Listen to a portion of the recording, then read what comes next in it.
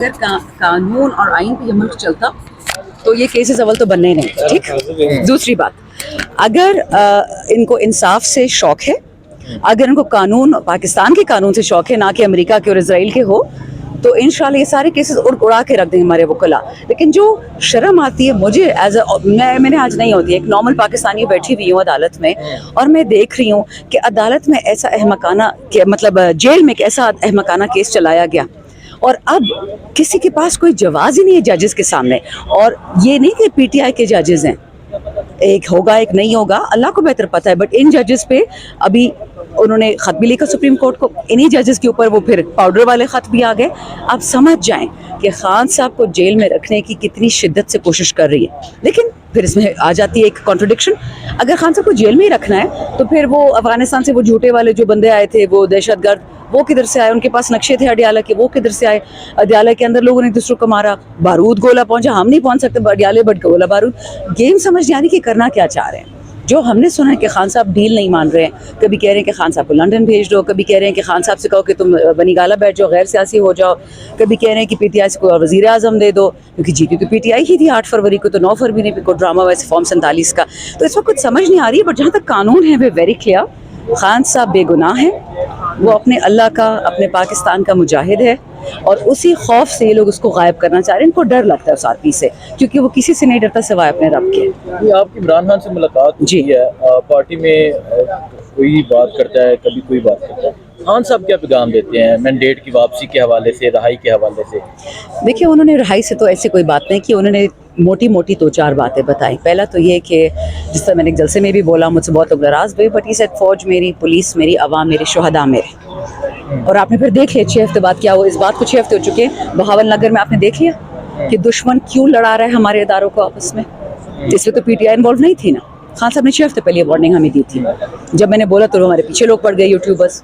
دوسری بات, اگر مفاہمت چاہیے کسی کو, اگر عام پاکستانی کے دماغ کو آپ نے ایک سکون دینا ہے کہ تمہارا خان نکل آئے گا, تمہارا سچا لیڈر نکل آئے گا, 3 شرائط ہیں. پہلی یہ کہ جو ہمارا چرایا ہوا مینڈیٹ ہے وہ واپس کریں, فارم 47 والے کو پیچھے کریں, فارم 45 والوں کو آگے لے کے آئیں. دوسرا, جتنے بے گناہ قیدی ہیں جیلوں میں ان کا اصلی ایف آئی آر کاٹیں, ان کو ٹارچر مت کریں, تشدد مت کریں, ان کا کیس کریں. ہم تو معافیا نہیں مانگ رہے کسی سے, ہم تو کہہ رہے ہیں ان کے کیس کریں. اگر انہوں نے کوئی گناہ کیا ہو, کوئی توڑ پھوڑ کی ہے, تو سزا دیں.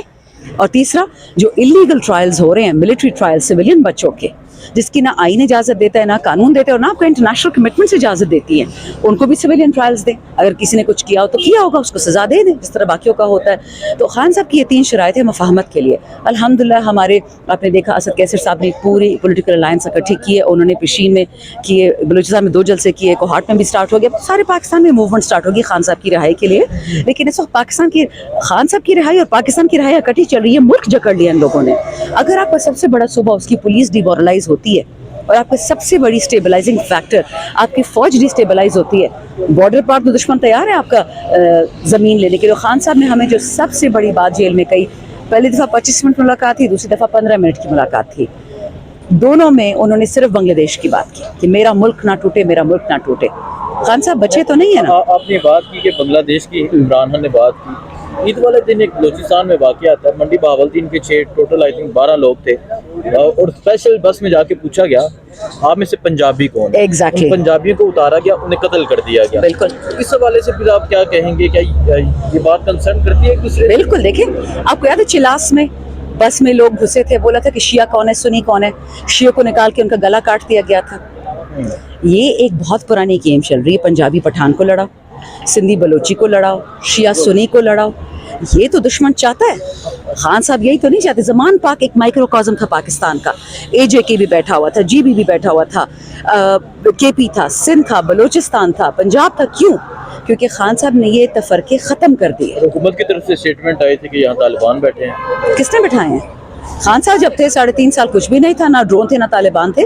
خان صاحب جاتے اور سب کچھ شروع ہو جاتے, دھماکے شروع ہو جاتے ہیں. زمان پاک میں بٹھائے ہوئے ہیں خان صاحب نے اپنی سیفٹی کے لیے. دیکھیں, معذرت کے ساتھ کوئی 1-2 کتابیں اٹھا لے جو امریکنوں نے لکھی ہیں طالبانوں کے بارے, آپ کو پتہ چل جائے گا کہ کون کہاں بیٹھا ہوتا ہے. بات ہی ختم. ٹھیک ہے. احتجاج کے حوالے سے کیا لایا مطلب کب پرامن احتجاج سارے پاکستان میں قانون کے حدود کے اندر رہتے ہوئے نہ ہاتھ اٹھائیں گے نہ ہاتھ اٹھانے دیں گے انشاءاللہ اور ہم نے پشاور کے جلسے میں بولا کہ ماسک مت پہنے, جو بندہ ماسک پہن کے آئے گا وہ پی ٹی آئی کا نہیں ہوگا, نہیں ہوگا. کیونکہ توڑ پھوڑ ماسک والی کرتے ہیں. پی ٹی آئی کا جھنڈا خریدنے میں کتنی دیر لگتی ہے, یہاں تو فلسطین کا جھنڈا بیچارہ کو نہیں اٹھا سکتا. میں نے دیکھا تھا سینیٹر مشتاق کے ساتھ کیا کیا, جھنڈا غائب کر دیا ان کا, ان کی فیملی کو اٹھا لیا. لاہور میں کرکٹ میچ ہو رہا تھا, پتہ نہیں یورپ کا کرکٹ میچ ہوگا, وہاں پہ لوگوں سے فلسطین کے جھنڈے چھین لیے. مسلمان مر رہے ہیں وہاں پہ, کرسچنز مر رہے ہیں وہاں پہ. چلو مسلمان آپ کو نہیں پسند, اہل کتاب کو تو احترام کر لو. بچے بہت برے حالات ہیں.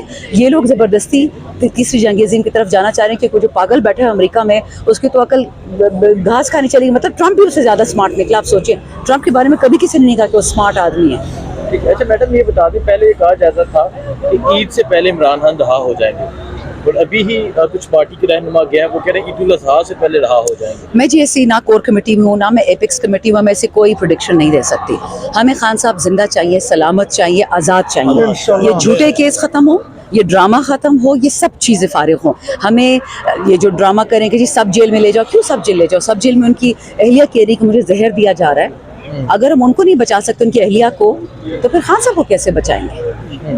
تو ہم صرف خان صاحب کی زندگی چاہتے ہیں. کیا کچھ پیغام دینا چاہیں گے جو دیکھنے والوں نے کہنا چاہیں گے؟ رمضان گزرا ہے, ابھی بھی ہمارے کے تبرک مہینہ چل رہا ہے, انشاءاللہ حج آنے والا ہے. ہم جو اس وقت گزر رہے ہیں نا, اگر جس نے حج کیا اس کو پتہ ہوتا ہے حج پروبیبلی دنیا کی سب سے مشکل عبادت ہے. اس میں صرف تھکاوٹ ہوتی ہے, آرام نہیں ہوتا. عمرہ پھر بھی آرام دہ ہوتا ہے. ہم اس وقت ایک پریکٹیکل حج سے گزر رہے ہیں. اپنی ہمت باندھے رکھیں, ڈھارس باندھے رکھیں, ڈرنا نہیں ہے, گھبرانا نہیں ہے. وہ ہمارا لیڈر ہماری وجہ سے جیل میں بیٹھا ہوا ہے, اس کو تو اللہ نے عزت دی ہے, بیٹے دی ہے, نام دیا ہے, پیسہ دیا ہے. وہ تو کل کو چل کے بھاگ جائے, اس کو کیا ہے, وہ ہمارے لیے جیل میں بیٹھا ہوا ہے. تو ہمیں بھی اتنی غیرت ہونی چاہیے کہ اس کا ساتھ دیں. انشاءاللہ. بہت شکریہ.